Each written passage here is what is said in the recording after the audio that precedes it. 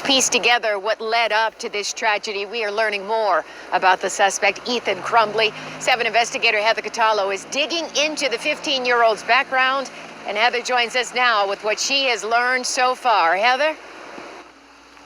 Caroline, I'm in the village of Oxford right now where the suspect lives. And just like sheriff's officials, police here telling me they had no advance warning about this attack. But we are now learning some very concerning information that school officials met with this. Ethan Crumbley faced a judge Wednesday, just a day after he's accused of gunning down his classmates at Oxford High School. As detectives search for clues about what led up to the shootings, the Oakland County Sheriff confirming what the 7 investigators have been learning from several sources, that Oxford High School officials met with the teen and his parents about concerning behavior just hours before the shooting. We had no information from the schools, but we have since learned that the schools did have contact with the student the day before and the day of the shooting for behavior in the classroom that they felt was concerning.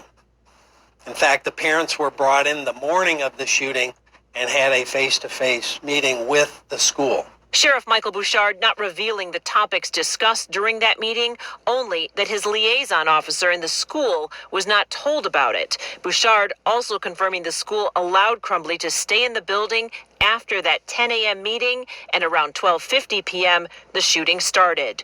The sheriff previously acknowledged that a handgun shown on a social media account that's believed to belong to the suspect is the same type of weapon used in the murders. But law enforcement are also telling us the 15-year-old has no prior school discipline issues and no prior criminal record. We had no prior contacts, and we had no prior information that this incident would occur. We haven't had any issues with that family or any weapons in the past.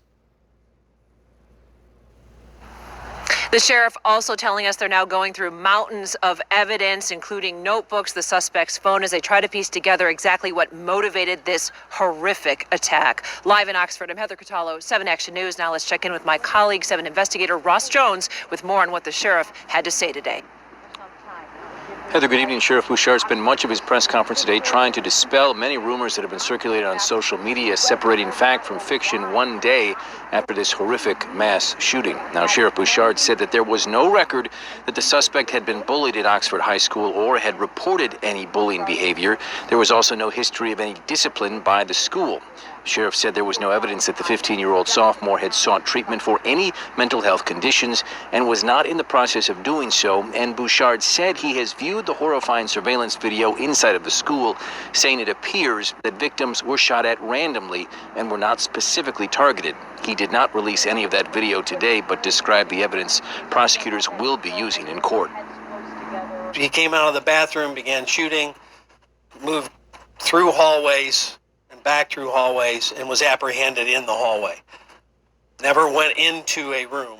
If you weren't hit by a bullet, doesn't mean you weren't terrorized that day and won't have nightmares about it the rest of your life.